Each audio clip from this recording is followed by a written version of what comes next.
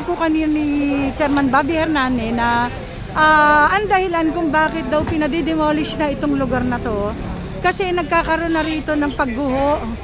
Kasi kung mapapansin ninyo, hello po mga kababayan, good morning po. So nandito po tayo ngayon sa Barangay 128 sa may Smoky Mountain. Ito po yung gilid na Smoky Mountain. At meron po tayo rito massive clearing operation. So kasama po natin dito sa clearing operation si kapamumuno po ito ni pasensya na po kayo, hinihingal ako. Ayan, sa pamumuno po ito ni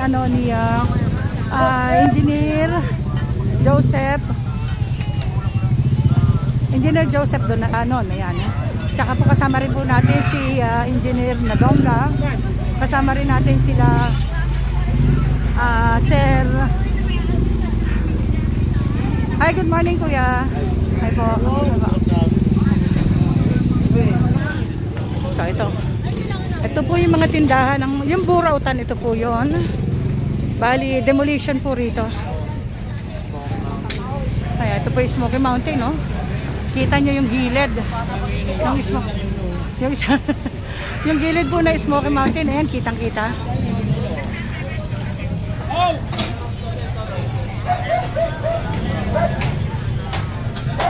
Ayun, so sila naman na po ang nagdi-demolish na kung sa nung lugar nila.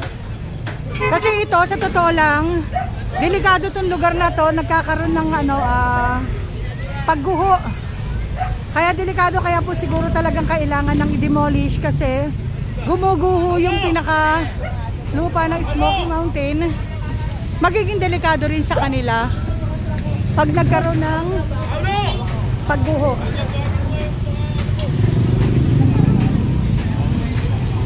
Ayan, so sila na mismo po yung nagdi-demolish ng kanilang lugar. Ito pong lugar na to, burautan to. Dito sila nagtitinda ng mga kalakal nila.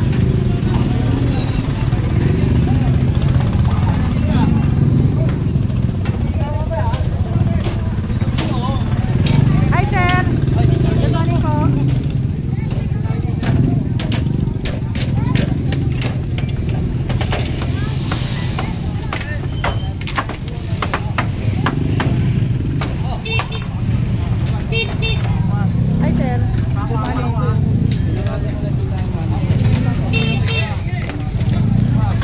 Kasama po natin dito si Engineer Nadonga. Ito po ay sa pamumuno ni Engineer Joseph Bolanon. Yan, itong gilid po ito yung gilid ng pinaka Smoky Mountain. Nasasakupan po itong Smoky Mountain, nasasakupan po ito ng Barangay 128. Bali yan pong yan, mahaba yan hanggang dun. Hanggang doon po yung burautan na yon, pero ito ay ang dami.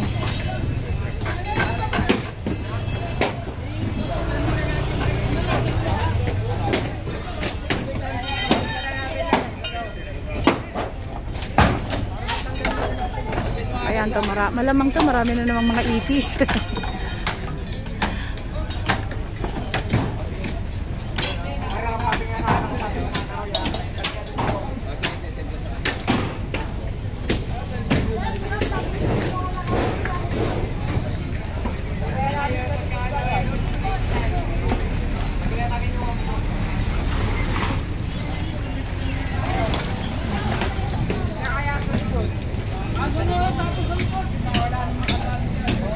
Sapang pala yan.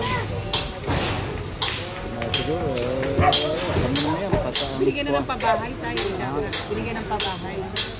Lilipat na naman yan. May mga bahay na sa sapang pala yan. Hindi na pala. May mga bago ng dyan. Sino ba yung nakita ko nagpalipad ng doon? Diba tayo may swimming pool pa nga dyan sa taas? May swimming pool pa dyan. Wala. Meron. May simbahan dyan. Apo. Meron eskwelahan. Oo, pero may swimming pool na rin. Talaga swimming pool na. Meron. Baka magsiswimming. Meron po, nagtayo sila. Doon sa bandaron. Gawa lang. Gawa. Pwede. Meron. Kasi Tapos parang parang 6,000 a day yata yung paupa nila. Pero walang minimum yon, walang maximum. Basta kung ilan. A whole day pero may karaoke. parang resort. Oh, parang resort nga. Napaupahan. Hindi ko lang alam kasi parang close na yan eh. Close na nila.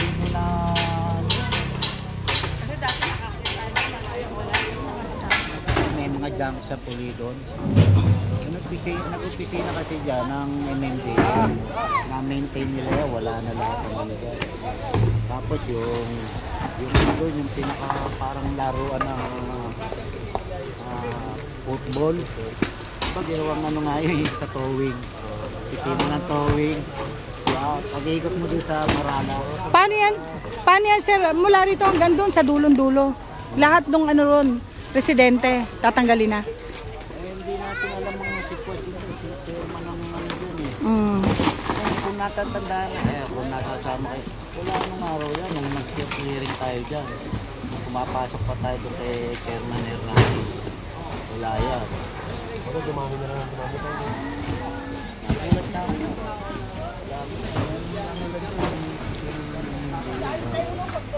Pero ngayon wala na ako sa At dito sa taas, wala na. Opo, doon po sa doon sa taas yan nakakarating kasi ako doon sa taas. Meron nga swimming pool doon. Tapos may video okay. Kaya lang po syempre hindi ko binibidyohan yung lugar na yon. Pero meron doon meron pong may nakapwesto doon para sila yung nagpapalakad nung parang kooperatiba po yata yon.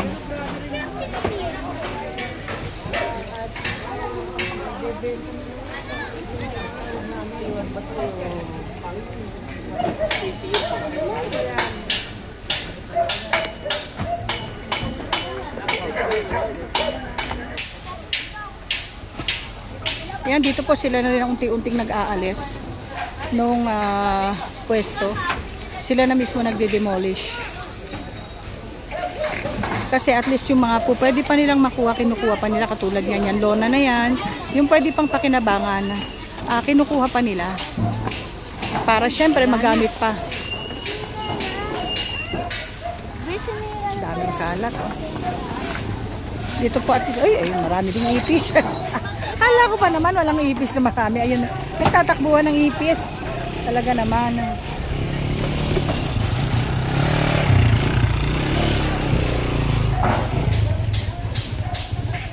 Ayun yung card. Kanina pa po binabakbak ito, ngayon lang natanggal. Ano yun, parang parang nagtitinda sila ng manok siguro. Kaya meron chimney na malaki doon. Etong green na ito, yan. Meron siyang chimney. Diba?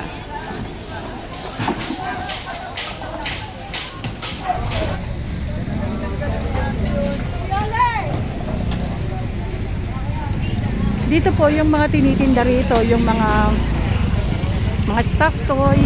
Tapos yung mga stuffed toy na yun, mga buraot din kasi nilalaban nila. Tapos yung mga laruan na luma, yung po ba mga pan-souvenir items, yung mga katulad ng halimbawa, yung mga stuffed toy ng Jollibee, yung maliliit ba? Na mga pan-souvenir. Yun po yung mga tinda rito. Tapos yung iba speaker, mga sira siguro ni-repair nila. Tapos ayos naman ulit. Yun po yung nila rito, yung kabuhayan nila rito.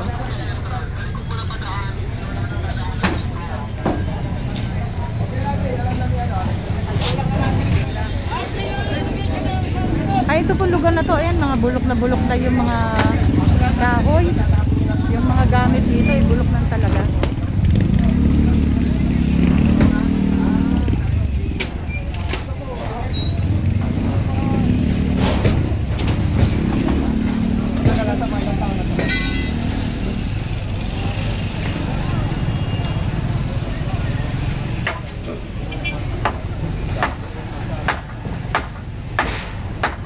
Dito po mukhang sila na rin mismo yung mga nagde-demolish nung nung lugar, nung mga pwesto nila para makuha pa nila yung mga gamit. Kaya lang siguro yung iba talagang inabutan na ng demolition team.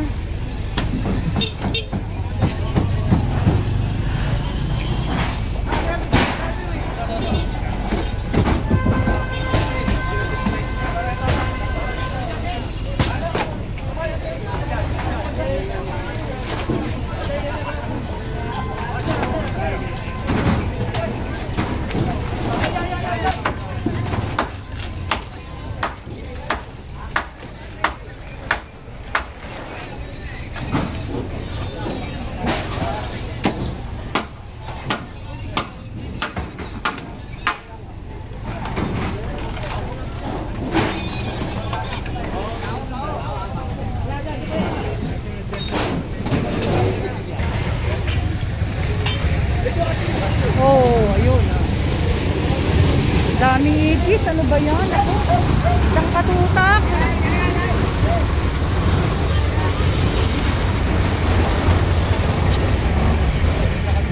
Ayan, so naglisaw po ang mga ipis. Oo nga eh. Ang dami, grabe.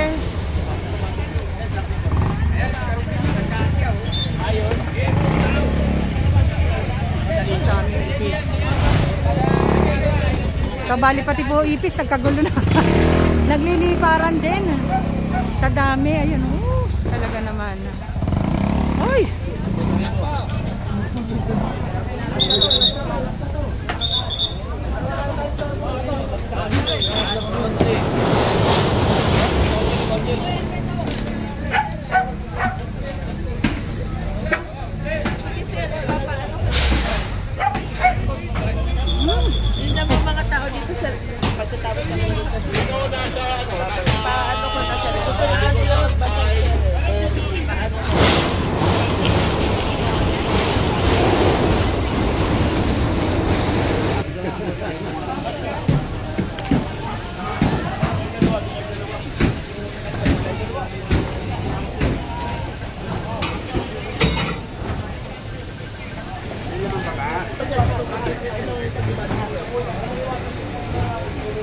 Ayan, so ito po yung mga ano nila, yung mga tindahan nila, yung pwesto. Ayan. Sabi nga po kanina ni Chairman Bobby Hernane na ang dahilan kung bakit daw pinadidemolish na itong lugar na to kasi nagkakaroon na rito ng pagguho. Kasi kung mapapansin ninyo, yung pile of garbage, ayan o. Kasi nga puro basura lang naman ito. Kaya po yan, pag nababasa ng tubig, ng ulan, gumuguho daw po. So, delikado sa kanila. Itong lugar na to, delikado talaga na dito sila magstay kasi nga gumuguho. Kasi po ito napansin ko dahil medyo malapit din naman ako nakatira dito. Napansin ko po dito, dati itong smoky na to mas mataas, ang taas niyan. Pero ngayon po bumababa at kung mapapansin niyo dito sa bandang ibaba, ayan, merong mga gumuho na ron na mga basura. So, ibig sabihin po, pagka bumuulan, nagkakaroon po talaga ng ano dyan, ng pagguho dyan. At maaring, pag gumuho yan, eh yung mga nanditong nakapwesto, eh matabunan sila. Yun po yung sabi ni Chairman Hernane kanina nang in-interview ko. Kaya lang po, hindi ko na i-video. Pero po yun yung sabi niya na kung magkakaroon po ako ng pagkakataon mamaya na ma-interview siya ulit, ulitin ko yun para po madinig ninyo yung kanyang sinabi na iniingatan niya lang din yung mga residente na dito, pero hindi naman daw